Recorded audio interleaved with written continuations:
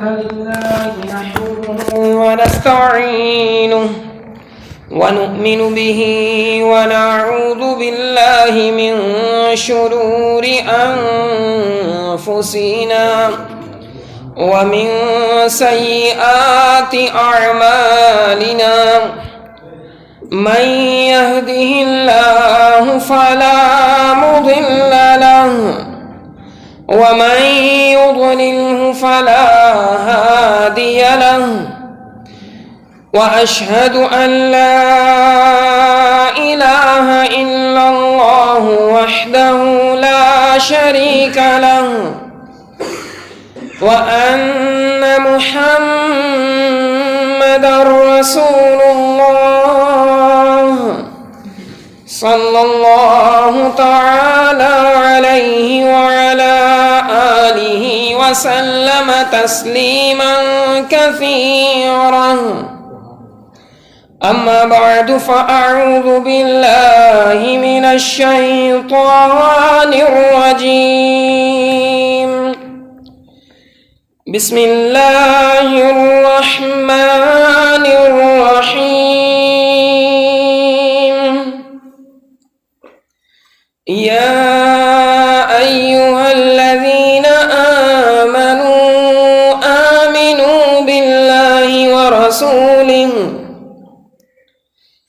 آمنوا بالله ورسوله والكتاب الذي نزل على رسوله والكتاب الذي أنزل من قبل ومن يكفر بالله وملائكته وكتبه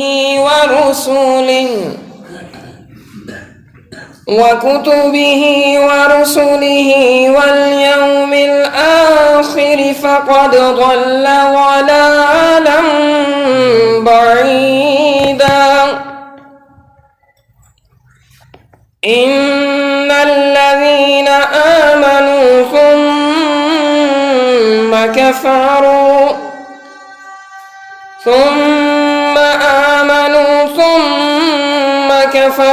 ثم ازدادوا كفرا لم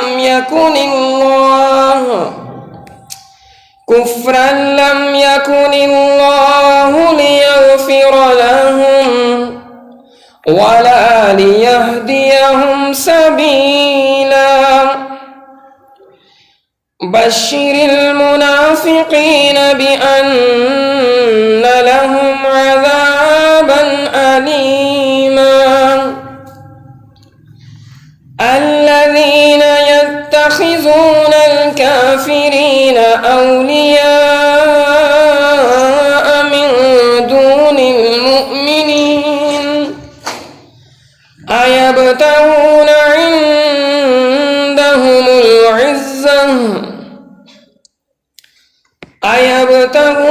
عندهم العزة فإن العزة لله جميعا. معزز سامعین، آپ کے سامنے سورہ النساء کی یہ چند آیات تلاوت کی ہیں. سورہ النساء مدنی دور کی سورہ ہے. سورۃ النساء اس کا نام نساء یعنی کہ امراتن کی جمع ہے، جس کے معنی ہیں عورتوں کے. اس سورہ میں خواتین کے حقوق و فرائض اور دیگر مسائل کا وضاحت سے بیان آیا ہے، اور اسی نسبت سے اس سورہ کا نام النساء رکھا گیا ہے. اگر دوسرے الفاظ میں اس سورہ کی خلاصے کی میں وضاحت کروں تو وہ بڑے آسان سے الفاظ ہیں کہ اس سورہ کے اندر مالک کائنات نے عورتوں کے حوالے سے، ان کے حقوق کے حوالے سے خود وکالت کی ہے. اسلام ایک ایسا دین ہے کہ اسی دین کے اندر خواتین جو اس معاشرے میں ان کو کوئی مقام نہیں حاصل تھا، چاہے وہ بیٹی کا مقام ہوتا، چاہے وہ بیوی کا مقام، چاہے وہ بہن کا مقام ہوتا یا ماں کا مقام ہوتا، تو اس معاشرے میں خواتین کو کوئی حقوق نہیں تھے۔ اس سورہ کے اندر خواتین کو وراثت کے اندر بھی حصہ دار مقرر کیا گیا، ان کا حصہ بھی بتایا گیا۔ اگر کوئی ماں ہے تو اس کا حصہ کتنا ہوگا، اگر کوئی بیوی کی حیثیت سے ہے تو اس کا وراثت میں کتنا حصہ ہوگا، اگر ایک بیٹی ہے، 2 بیٹیاں ہیں یا 3 بیٹیاں ہیں، ان کا حصہ کتنا ہوگا، بیٹے کا حصہ کتنا ہوگا۔ اور مالک کائنات نے اس سورہ کے اندر دور جاہلیت میں جو ایک رسم چلی آ رہی تھی کہ مال کا وارث صرف بڑا بیٹا ہی ہوا کرتا تھا، چھوٹے بیٹوں کو بھی حصہ نہیں ملتا تھا، اس رسم کی بھی جڑ کاٹی۔ اس سورہ کے اندر مالک کائنات نے یتیموں کے حقوق سے آگاہی والی آیات نازل کی اور یتیموں کے مال کی حفاظت کے بھی قوانین نازل کیے۔ اور دور جاہلیت میں ایک یہ بھی رسم تھی کہ اگر کوئی بچی یتیم ہوتی تو اس سے نکاح صرف اسی بات کو مد نظر رکھتے ہوئے کر لیا جاتا کہ اس کے پاس مال بہت ہے، اس کا مال ہتھیا لیا جائے، اور نہ اس کو مہر دیا جاتا، نہ اس کو اس کے دنیاوی جو حقوق ہوتے ہیں، معاشرتی حقوق ہوتے ہیں، وہ بھی نہ دیے جاتے۔ مالک کائنات نے اس کی بھی حد بندی کی۔ اور اس سورہ کے اندر صلہ رحمی کے متعلق قوانین بھی نازل کیے گئے کہ رشتہ داروں کے ساتھ تم نے کس طرح کا سلوک کرنا ہے، پڑوسیوں کے ساتھ کس طرح کا سلوک کرنا ہے، والدین کے ساتھ کس طرح کی صلہ رحمی ہونی چاہیے۔ اسی سورہ کے اندر تعدد ازواج یعنی کہ کئی بیویاں، 4 بیویاں ایمان والوں کے لیے اگر ایک شرط کے ساتھ مشروط کی رب ذوالجلال نے کہ اگر کوئی مرد ایک سے زیادہ نکاح کرنا چاہے تو ایک شرط بھی لگائی ہے کہ وہ ان کے درمیان انصاف کرے، ان کے درمیان انصاف کرے، ورنہ وہ ایک بیوی کے ساتھ ہی زندگی بسر کرے۔ اگر اسے یہ خطرہ ہے کہ وہ انصاف نہیں کر سکتا، اگر وہ انصاف نہیں کرتا تو حدیث کے اندر اس کی بڑی سخت وعید آئی ہے۔ اور اس سورہ کے اندر صلاۃ الخوف اور صلاۃ القصر کے احکامات ذکر کیے گئے۔ اس سورہ کے اندر منافقین اور اسلام دشمن عناصر کے بارے میں بھی آگاہ کیا گیا۔ اور اس سورہ کے اندر مالک کائنات نے بہترین زندگی بسر کرنا، ایمان لانے کے بعد تم دنیا کی زندگی میں کامیاب کس طرح ہو سکتے ہو، آخرت میں کامیابی کا پروانہ تمہارے ہاتھ میں کس طرح تھمایا جائے گا، وہ قوانین نازل کر کے فرمایا کہ دنیا میں تمہاری دوستیاں کن کے ساتھ ہوں گی، تمہاری دشمنیاں کن کے ساتھ ہوں گی، اللہ کا حکم مانو گے، رسول اللہ صلی اللہ علیہ وسلم کی اتباع کرو گے اور مومنین کے ساتھ مل کر چلو گے تو کامیابی تمہارا مقدر ہوگی۔ اس سورہ کے مضامین کی ابتدا صبر اور تقوی کے متعلق احکامات نازل کرنے پر ہوئی۔ کیوں؟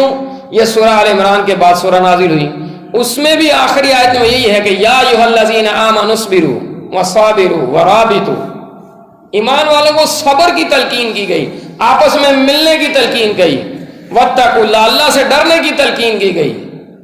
اس سورہ کی ابتدائی آیات میں بھی یہی ہوا۔ اور جو میں نے آپ کے سامنے آیات تلاوت کی ہیں، مالک کائنات نے ان آیات کے اندر ایمان والوں کو مخاطب کیا کہ یا ایھا الذین آمنوا، آپ سبھی بھائی جتنے بھی بیٹھے ہوئے ہیں، آپ کو پتہ ہوگا ایمان کیا ہے، ایمان کسے کہتے ہیں، ایمان کس چیز کا نام ہے، ایمان کی ضد کیا ہے۔ جس بندے نے لا الہ الا اللہ محمد رسول اللہ صلی اللہ علیہ وسلم کا اقرار کیا اپنی زبان سے، آج ہم معاشرے میں کہتے ہیں یہ مسلمان ہو گیا، یہ مسلمان ہو گیا۔ اب جو اس کے تقاضے پورے کرے گا، لا الہ اس کے تقاضے پورے کرے گا، نہیں کوئی الہ۔ میرے بھائیو، اس میں اللہ رب العزت نے دین اسلام کی ابتدا جو اللہ سے کروائی ہے، الا اللہ سے بھی تو ہو سکتی تھی، لیکن مالک کائنات نے تمام معبودان باطلہ کی جڑ کاٹی ہے کہ رہتی دنیا تک، قیامت تک کوئی آ کر یہ نہ کہنا شروع کر دے اپنے رب کا کھانے کے بعد کہہ جی حجویری داتا ہے. کسی مردہ شخص کے بارے میں یہ کوئی عقیدہ نہ بنا لے کلمہ پڑھنے والا جی عبد القادر جیلانی غوث العظم ہے. لا اسی لیے رکھا گیا ہے. علی رضی اللہ عنہ مشکل کشا ہے. لا الہ الا اللہ پڑھ کے کوئی یہ عقیدہ نہ بنا لے. لا الہ الا اللہ پڑھ کے کوئی یہ عقیدہ نہ بنا دے برجو جولی میری یا محمد صلی اللہ علیہ وسلم نہ جائیں گے تیرے در سے خالی. لا الہ الا اللہ لا رکھا اسی لیے پہلے ہے. نہیں لا نہیں کوئی معبود نہیں کوئی الہ الا اللہ الف لام لگا کر اللہ رب العزت نے یہ بات خاص کر دی. مگر اللہ ہے تمہارا جس کا نام اللہ ہے وہ تمہارا رب ہے. پھر محمد الرسول اللہ صلی اللہ علیہ وسلم کہ ہماری زندگی کا تمام طرز عمل سونے رسول خاتم النبیین صلی اللہ علیہ وسلم کے طریقہ کار کے مطابق ہوگا. جہاں جس موقع پر انہوں نے بات کو روکا ہوگا ایمان والے وہاں پر رک جائیں گے. جس رسم سے جس ایسی ادا ایسی حرکت ایسی رسم یا ایسی نقل و حرکت جو اسلام کے خلاف جا رہی ہو سونے رسول کا عمل بھی اس سے روکتا ہو ہم رکیں گے. ایمان والا کہاں ہی اس کو جاتا ہے جو اطیع اللہ و اطیع الرسول کے زمرے میں آئے اور سونے رسول کی اتباع کرے. اٹھنا بیٹھنا چلنا تجارت کرنا اپنے گھر والوں کے ساتھ سلوک معاشرے والوں کے ساتھ سلوک اپنے دوست احباب کے ساتھ سلوک. سونے رسول کی دوستیاں کن کے ساتھ تھیں دشمنیاں کن کے ساتھ تھیں اور کس بنیاد پر تھیں. ایمان والے بھی اگر اسی طرز عمل پر چلیں گے تو پھر ان کی زندگی بھی کامیاب ہے اور آخرت کی عبدالآباد کی زندگی میں بھی یہ کامیاب رہیں گے.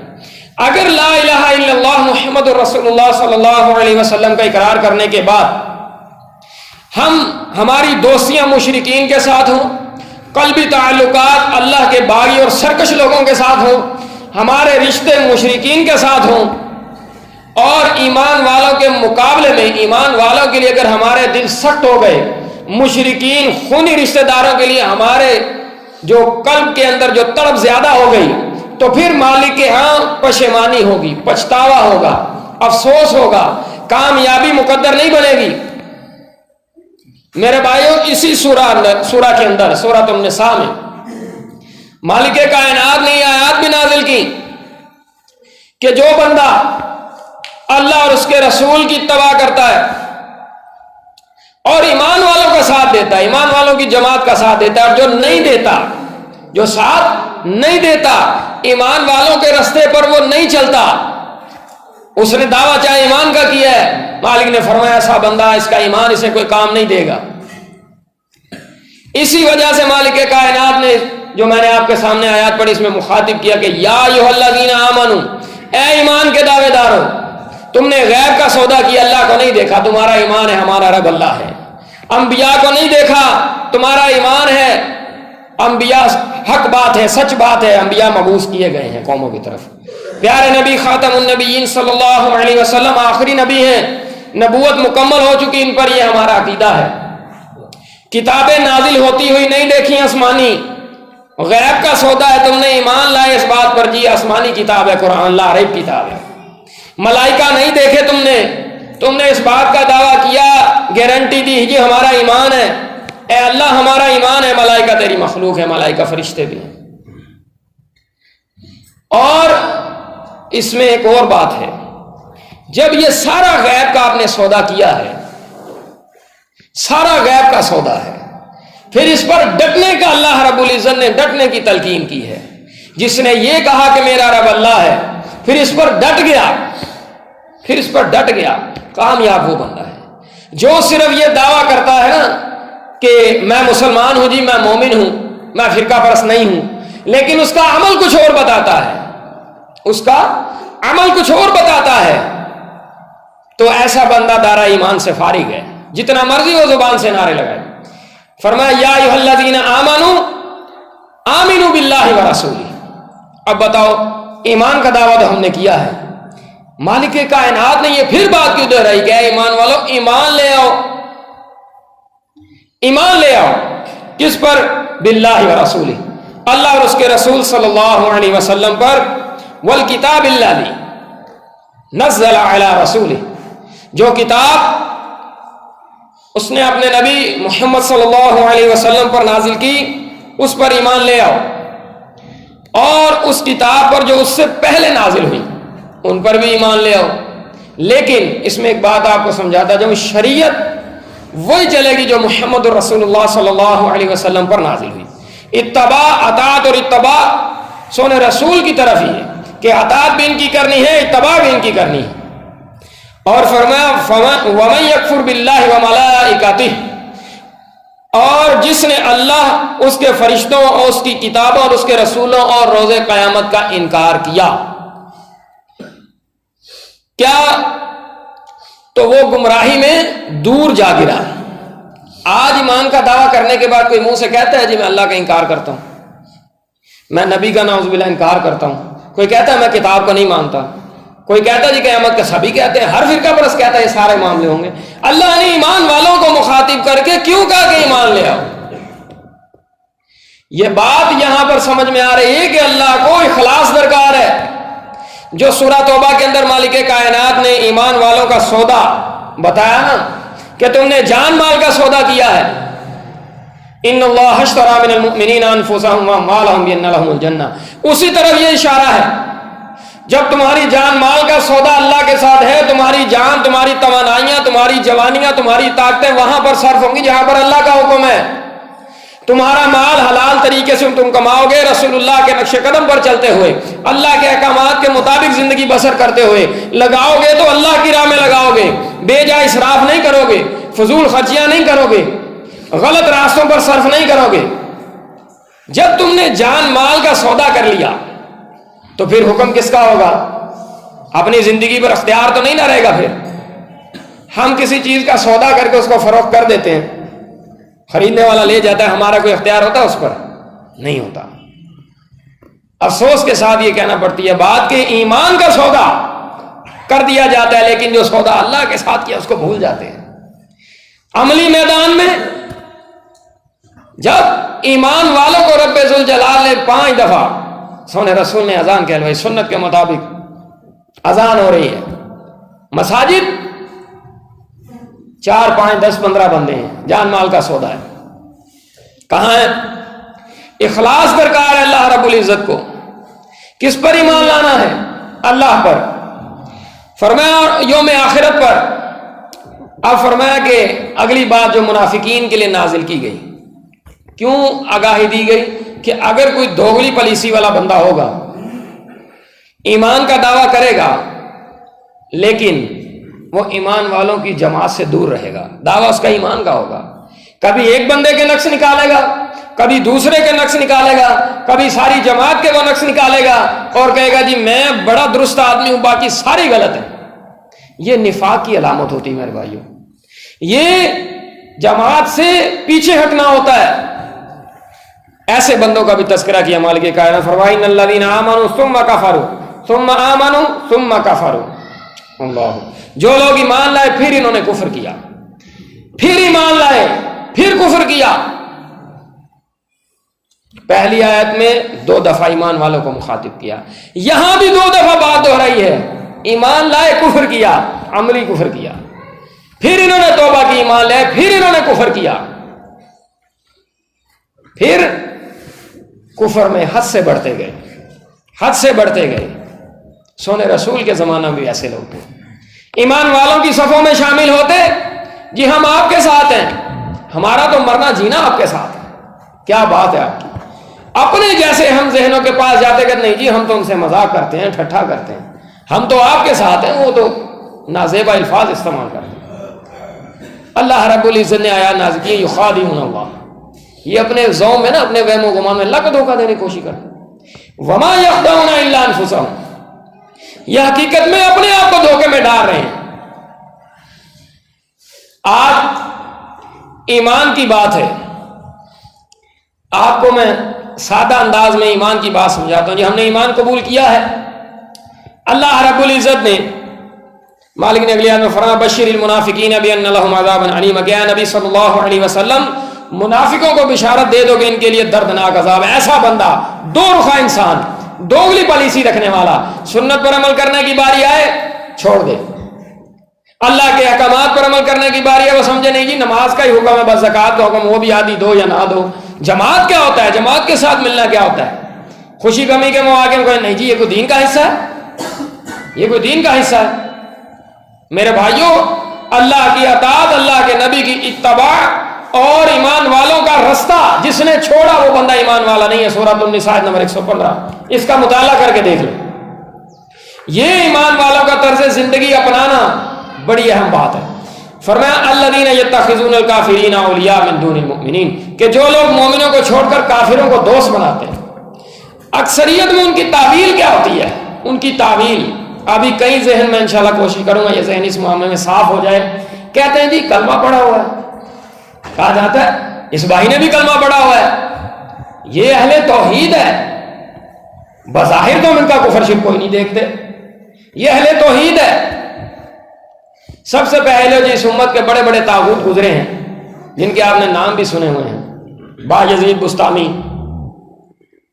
ان الحق کے نعرے لگانے والے، لفا یرفع من لفاء محمد من لواء محمد، یہ نبی صلی اللہ علیہ وسلم کے جھنڈے سے اپنا جھنڈا بلند بتانے والے، یہ منصور حلاج، اس نے ان الحق کا دعویٰ کیا۔ ایک بندے نے اسے سوال کر دیا جی آپ نے نبوت کا دعویٰ کیا ہے؟ وہ کہتا ہے جی اتنی چھوٹی بات، میں نے تو الوہیت کا دعویٰ کیا ایسے، اور نیچے ان کا دفاع کرنے والے وہ سبحان اللہ کہتے ہیں جی یہ اولیاء اللہ ہیں۔ آپ سب سے ایک سوال ہے، آپ مرزائیوں کو کافر کہتے ہیں، کیوں کہتے ہیں، کیوں کہتے ہیں کافر؟ اور جو بندہ ان کو کافر نہ سمجھے اس کو بھی سبھی کافر کہتے ہیں۔ معاشرے میں یہ بات ہے کہ نہیں ہے؟ کیوں کافر کہا جاتا ہے ان کو؟ کہ انہوں نے سونے رسول خاتم النبیین صلی اللہ علیہ وسلم کی ختم نبوت کا انکار کیا، قرآن کی ایک آیت کا انکار کر دیا، ایک آیت، سارے پکے اس بات پر یہ ایک مرزائی کافر ہیں اور ان کو کافر نہ سمجھنے والا بھی کافر ہے۔ اسی طرح بات ہے۔ اب آپ کے سامنے بات آتی ہے، لوگ لا الہ الا اللہ کے اقرار کرنے کے بعد الگ الگ فرقوں میں تقسیم ہو گئے، قرآن کی کثیر آیات کا کفر کرنے کے بعد، لا الہ الا اللہ کا اقرار کرنے کے بعد، قرآن کی کثیر آیات کا کفر کرنے کے بعد سمائے موتا کے قائل ہو گئے، اودرو کے قائل ہو گئے، کثیر آیات کا انکار کرنے کے بعد، کفر کرنے کے بعد انہوں نے کہا نہیں یہ روح لوٹتی ہے، قرآن کہتا ہے نہیں لوٹتی۔ کثیر آیات کا لا الہ الا اللہ کا اقرار کرنے کے بعد انہوں نے کفر کیا اور دین فروشی کو حلال کر دیا۔ اب وہ ایک آیت کا کفر کرنے پر کافر، ان کو کافر نہ سمجھنے والا بھی کافر، یہ قرآن کی کثیر آیات کا کفر کرنے کے بعد یہ مومن، یہ مسلمان، اور ان کو مسلمان سمجھنے والا۔ مشرکین مکہ کے بارے میں اکثر یہ بات مشہور کرتے ہیں یہ مولوی لوگ، نہیں جی وہ تو سرے سے کافر تھے، وہ تو اللہ کے انکاری تھے، وہ تو مانتے نہیں تھے۔ ان کے نیک اعمال آپ کے سامنے سورہ توبہ کا مطالعہ کریں، مالک نے ان کے نیک اعمال بتائیں۔ اجعلتم سقایۃ الحاج وعمارۃ المسجد الحرام، مالک نے فرمایا یہ مسجد محترم کی، مسجد حرام کی خدمت کرتے تھے، حاجیوں کو ستو پلاتے تھے، جسے کہتے ہیں نا متولی تھے، نیک عمل نہیں ہے۔ آج کوئی ایمان کی حالت میں اللہ کے گھر کی صفائی کرے، ستھرائی کرے، دیکھ بھال کرے، سونے رسول نے اس کا بڑا اجر بتایا۔ انبیاء کا کام ہے، ایمان والا اس کو اجر ملنے والا ہے۔ آج لا الہ الا اللہ کا اقرار کرنے کے بعد، قرآن کی کثیر آیات کا انکار کرنے کے بعد، کفر کرنے کے بعد، ایمان والوں کے منہ سے یہ سننے کو نہیں جی یہ تو بندہ بڑا توحیدی۔ مالک نے حد لگائی ہے کہ غیر اللہ کی نظر و نیاز حرام ہے، یہ کہتا ہے نہیں جی باعث اجر و ثواب ہے۔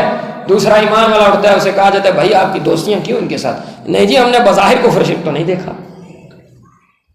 آج کہا جاتا ہے جی یہ فرقہ پرست ہے، مالک نے ان کا نام مسلمان رکھا ہے، انہوں نے اللہ کے مقابلے میں اپنے علماء مشائخ کو رب کا درجہ دیا ہوا ہے، تم یہ بات کیوں نہیں سمجھتے؟ کہتے نہیں جی وہ تو بظاہر تو توحید بیان کرتے، ہم نے کفر شرک نہیں دیکھا۔ قرآن میں مالک کائنات نے یہ آیات نازل کی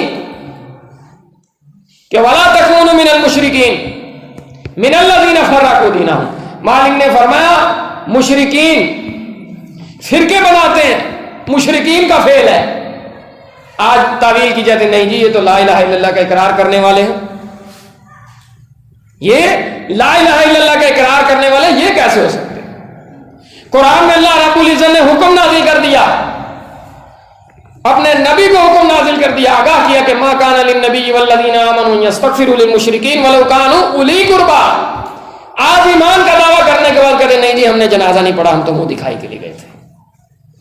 ولا تصلی علی احد منهم مات ابدا ولا تقم علی قبری۔ مالک نے حکم نازل کیا کہ تم نے وہاں پر کھڑے بھی نہیں ہونا، صلاۃ المیت ادا نہیں کرنی۔ آج کہتے نہیں جی یہ تو کلمہ گو ہے، کلمہ پڑھنے والا ہے۔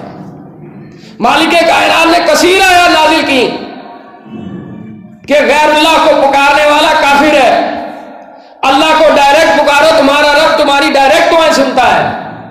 کلمہ پڑھنے کے بعد لوگ کہتے نہیں جی اللہ ہماری سنتا نہیں، ان کی موڑتا نہیں۔ اور پھر جو بندہ ایسے بندوں کو کہے جی مسلمان ہے،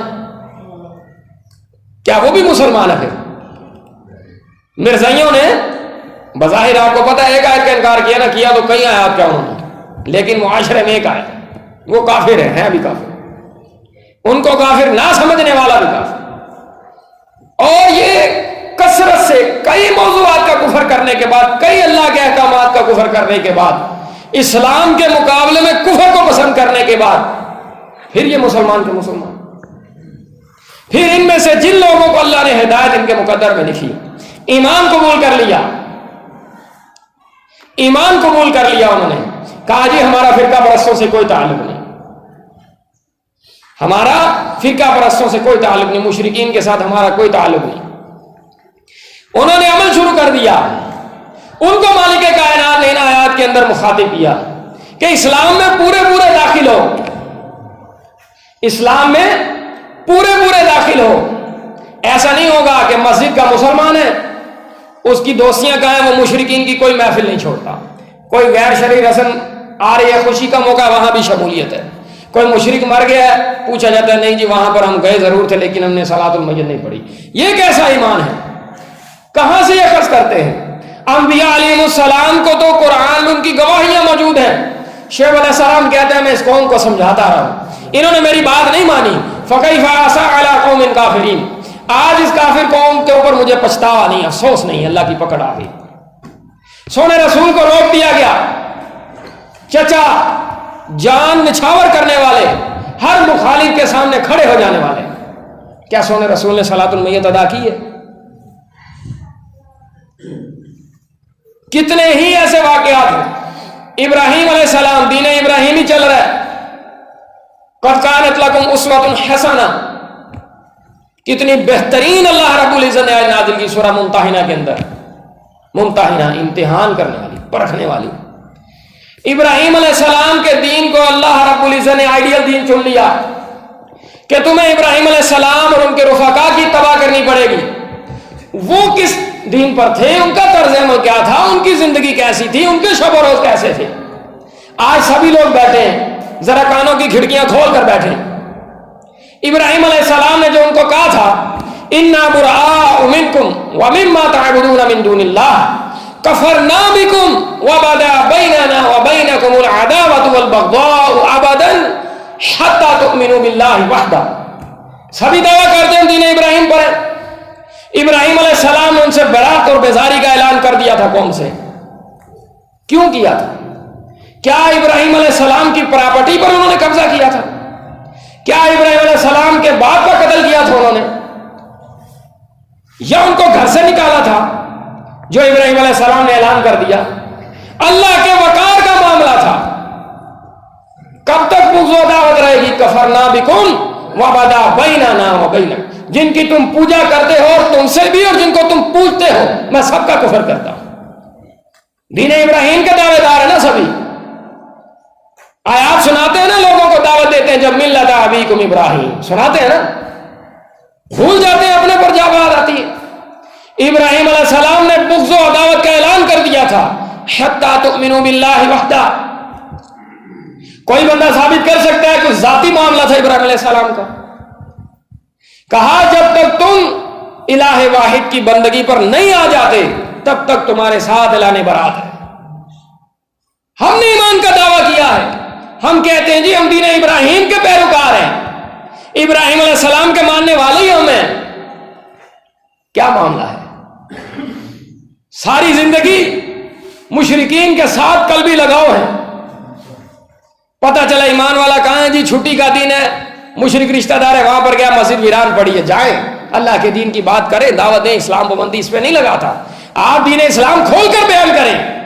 نہیں ملتا پورے قرآن کے اندر جس نبی کی دعوت کو اٹھا کر دیکھ لیں کہ رشتہ داریاں قائم رہی ہوں، تعلقات مضبوط ہوئے ہوں، آخر میں یہ معاملہ کیا دیکھنے کو آتا ہے، ساری زندگی بچپن سے بچیوں کا فطرانہ مسجد میں جمع ہو رہا ہے، جوان ہوئی یا مشرک کے نکاح میں نہیں جی بچی متفق نہیں تھی۔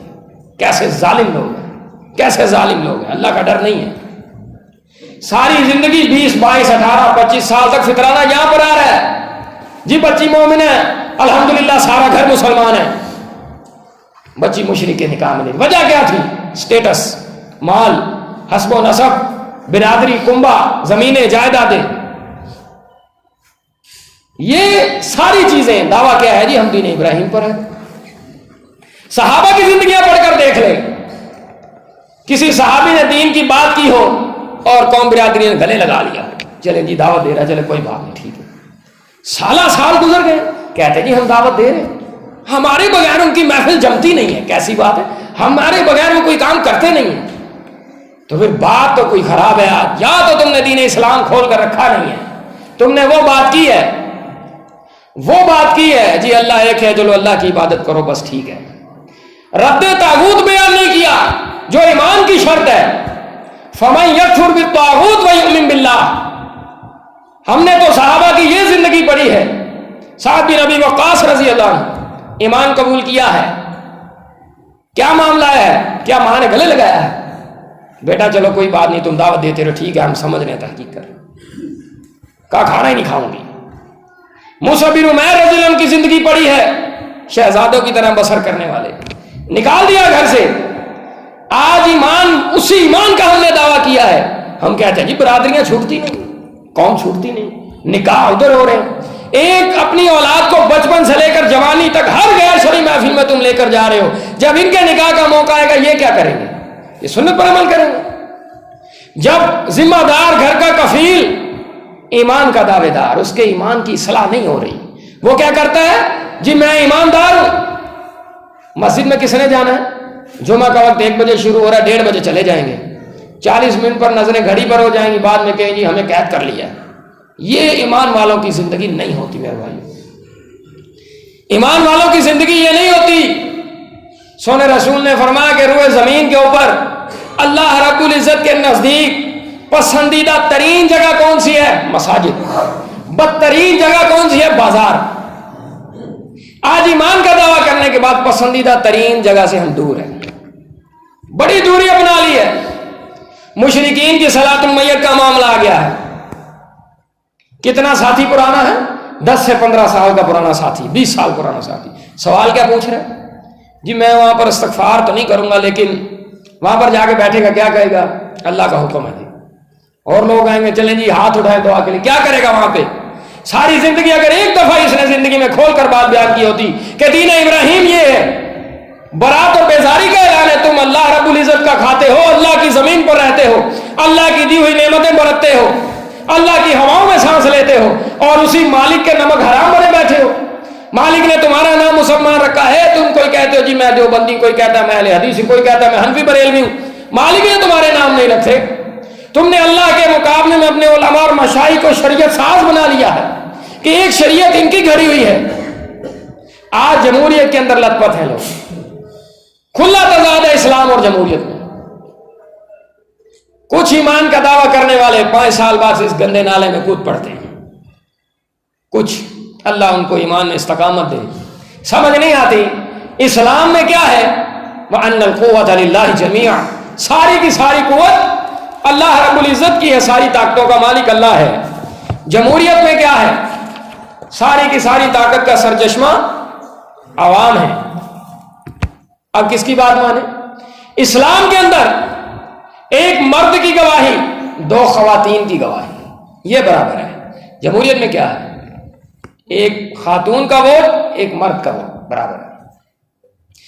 اسلام میں امیر تا حیات ہے، جمہوریت میں کیا ہے؟ پرانا ہو گیا پھینک دو، 5 سال بعد دوبارہ عوام چنے گی. اور اسی بات پر صرف بس نہیں ہوتا، یہ معاملہ عوام چن رہی ہے. جمہوریت میں اپنے آپ کو پیش کیا جاتا ہے، جی میں تمہارے سارے معاملات درست کروں گا. یہ ایمان کا دعویدار کہتا نہیں یہ کر سکتا ہے، اللہ رب العزت کی طرف توکل ختم، یہ کر سکتا ہے ہمارے معاملات درست. میں تمہارے معاملات، تمہارے روٹی کے مسائل، تمہارے مکان کے مسائل، تمہارے پانی کے مسائل میں سارے حل کروں گا. تو کیا کہتے ہیں؟ اپنے آپ کو پیش کیا جاتا ہے، دوسروں پر کیچڑ اچھالا جاتا ہے. لوگ کہتے ہیں بندہ ٹھیک ہے.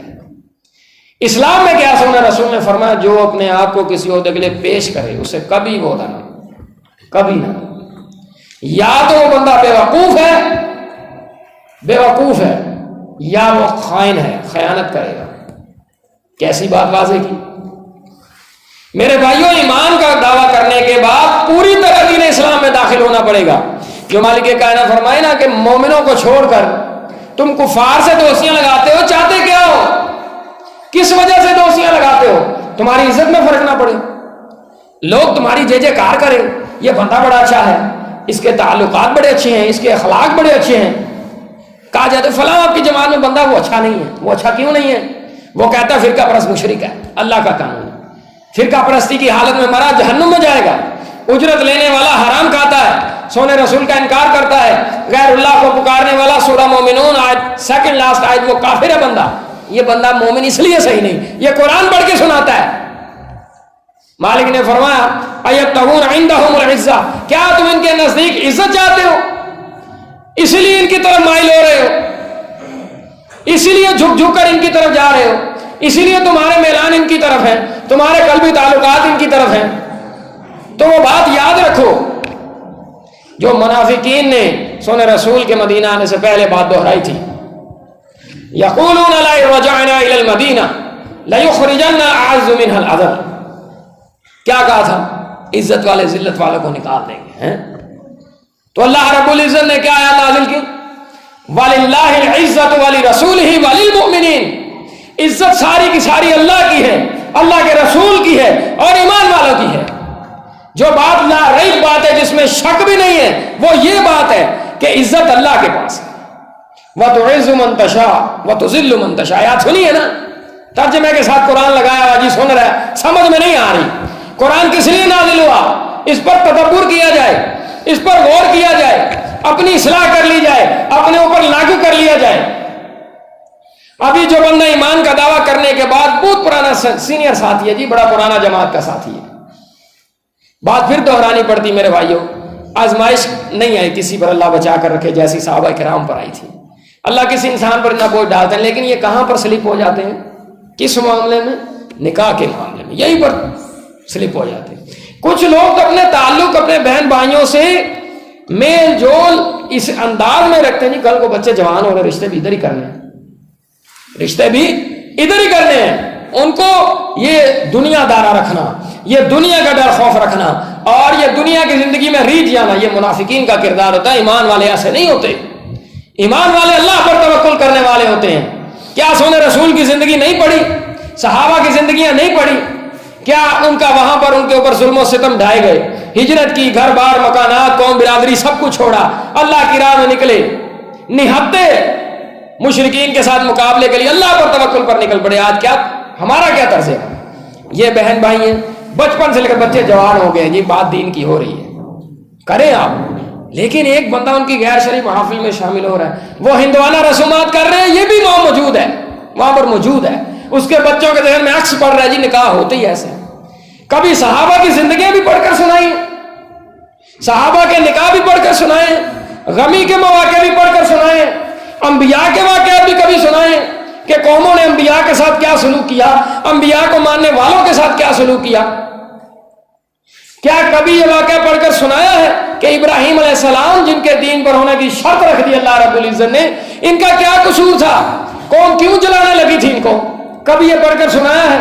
صحابہ یاسین کے بارے میں کبھی بتایا ہے کہ ان کا کیا قصور تھا؟ انہوں نے کون سا ایسا کام کیا تھا ساری قوم خلاف ہو گئی؟ 3 نبی موجود ہیں. آج دوستیوں کو معیار ہی بدل گئے. سارے دین کا خلاصہ نہیں سمجھ میں آ رہا. سونے رسول نے فرمایا تم اس وقت تک مومن نہیں ہو سکتے, یہ بات ذہن میں رکھیے گا, اس وقت تک مومن نہیں ہو سکتے جب تک اس بات کے تابع نہ ہو جائے جو میں لے کر آیا. کیا سونے رسول ہندوانہ رسومات دے کر گئے؟ نعوذ باللہ. کیا سونے رسول فرقہ پرستی دے کر گئے؟ کیا سونے رسول مشرکین کے ساتھ تعلقات بتا کر گئے ہیں؟ کیا سونے رسول مشرک مرنے پر وہاں پر جا کر بیٹھنا بتا کر گئے ہیں؟ کیا سونے رسول دین فروشی کا نعوذ باللہ بتا کر گئے ہیں؟ کیا سونے رسول نے کہا جی قلبی تعلقات تمہارے مشرکین کے ساتھ ہو؟ نہیں تھے, نہیں تھے میرے بھائیوں. کیا یہ زندگیاں ہم تک نہیں پہنچی؟ کتنی بڑی بات ہے.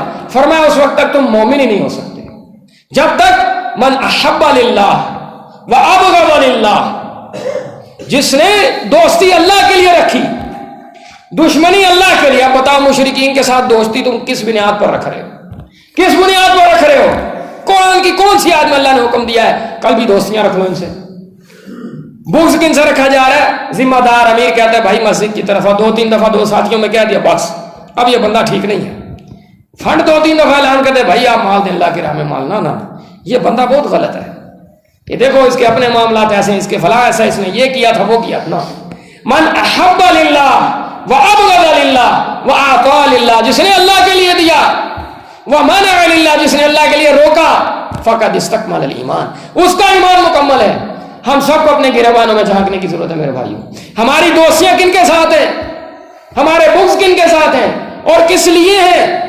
کس لیے ہیں؟ ایمان والے تو سونے رسول نے بتایا ایسے ہیں ایک دیوار کی طرح ہیں, ایک ہی دوسری ان کو تقویت دے رہی ہیں کہ جڑیں کاٹی جا رہی. کیا ہے؟ جڑیں کاٹی جا رہی. میرے بھائیوں ایسا نہیں ہونا چاہیے. فقد استکمل الایمان, اس کا ایمان مکمل ہے. کس کا ایمان مکمل ہے؟ اللہ کے لیے محبت, اللہ کے لیے دشمنی, اور پھر وہ ہوگی بھی اللہ کے حکم کے مطابق. اور اللہ کے لیے دینا, مال چھپا کر نہیں رکھنا, اللہ کے لیے روک لینا. اپنی زندگیوں کو میرے بھائیوں سادگی کی طرف لے کر آؤ, اپنی زندگیوں کو سادگی کی طرف لے کر آؤ, اپنا طرز عمل بدلو. الدنیا سجن المؤمن و جنت الکافر, مومن کے لیے قید خانہ ہے. قید خانے کی سہولیات کو دھوکے کی زندگی میں کہیں آپ دھوکے میں نہ آ جائیں, فریب میں نہ آ جائیں. یہ دھوکے کا سامان ہے. یہ دوستیاں, یہ قوم, یہ برادریاں, یہ رشتے ناتے یہ کام نہیں آئیں گے. فَإِذَا جَاءَتِ الصَّاخَّةُ, کانوں کو پھاڑ دینے والی جب چیخ آئے گی نا, یوم یفر المرء من اخیہ, اپنے بھائی دوستوں سے بھاگ رہا ہوگا, وَأُمِّهِ وَأَبِيهِ, اپنے باپ سے اپنی ماں سے بھاگ رہا ہوگا. کیا کہتا ہے؟ میرے ماں باپ نے رشتہ کر دیا تھا, میرے بھائی نے یہ تعلقات بنائے تھے, میرے ماں باپ ناراض ہوتے ہیں. لِكُلِّ امْرِئٍ مِّنْهُمْ يَوْمَئِذٍ شَأْنٌ يُغْنِيهِ, بے فکر ہو کر بھاگت, بے ساختہ حواس باختہ ہو کر بھاگا پھرے گا وہاں پر. قرآن میں سورہ معارج میں یہی مضمون بیان کیے گا. وہاں کہے گا یا اللہ سب کو جہنم میں پھینکا, کہتا ہے میں سب کو نہیں چھوڑتا. آج کیا کہتا ہے؟ میں اپنی قوم برادری کو نہیں چھوڑتا. وہاں کیا کہے گا یا اللہ ان سب کو پکڑ لے, جہنم میں پھینک دے, پوری دنیا کو پھینک دے, مجھے چھوڑ دے. میرے بھائی اس دن سے پہلے جب کوئی دوستی کام نہیں آئے گی, کوئی رشتے ناتے کام نہیں آئیں گے, کوئی ماں اپنی اولاد کے کام نہیں آئے گی, کوئی باپ اپنی اولاد کے کام نہیں آئے گا, کوئی اولاد اپنے والدین کے کام نہیں آئے گی.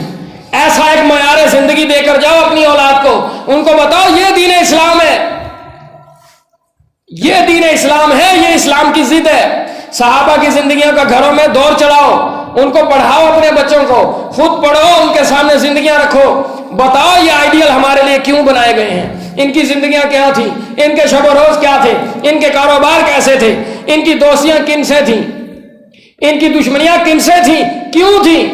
جب یہ بتاؤ گے پھر من احب للہ ہوگا, وابغض للہ پھر یہ عمل ہوگا, وأعطى للہ پھر یہ ہوگا. یہ نہیں ہوگا میں مہینے کا 50,000 کما رہا ہوں, مساجد فنڈ کے لیے اعلان کیا جا رہا ہے 500 نکلا ہے بس بڑا اتنا, یہ نہیں ہوگا. پھر اس کو پتا ہوگا میرا مال وہ ہے جو میں اللہ کی راہ میں لگا دوں. میرے بھائیوں آج وقت ہے کہ اللہ تعالیٰ سے یہ دعا کرنی چاہیے کہ اللہ تعالیٰ ہم سب کو یہ دین اسلام کی جو سمجھ دی ہے, حقیقی دین یہی ہے جس میں اللہ ایک ہے, قانون سازی اللہ کا حق ہے, ہماری زندگیوں پر اختیار اللہ کا ہے, اسی کے مطابق اللہ رب العزت ہمیں زندگی بسر کرنے کی توفیق دے, اور اللہ تعالیٰ ہمیں قول و فعل کے تضاد سے بچائے. میرے بھائیوں جس بندے کا قول اور فعل میں تضاد آ گیا, اس کے عمل میں تضاد آ گیا, یہاں پر محب رسول کے نعرے مارتا ہوا زندگی بسر کر گیا, لیکن اس کا عمل سراسر خلاف ہوا, کامیابی کی خوشبو بھی نہیں پا سکے گا. اللہ تعالیٰ سے دعا ہے کہ اللہ تعالیٰ ہم سب کو عمل کی توفیق دے. سبحانک اللہم و بحمدک اشہد ان لا الہ الا انت استغفرک و اتوب الیک.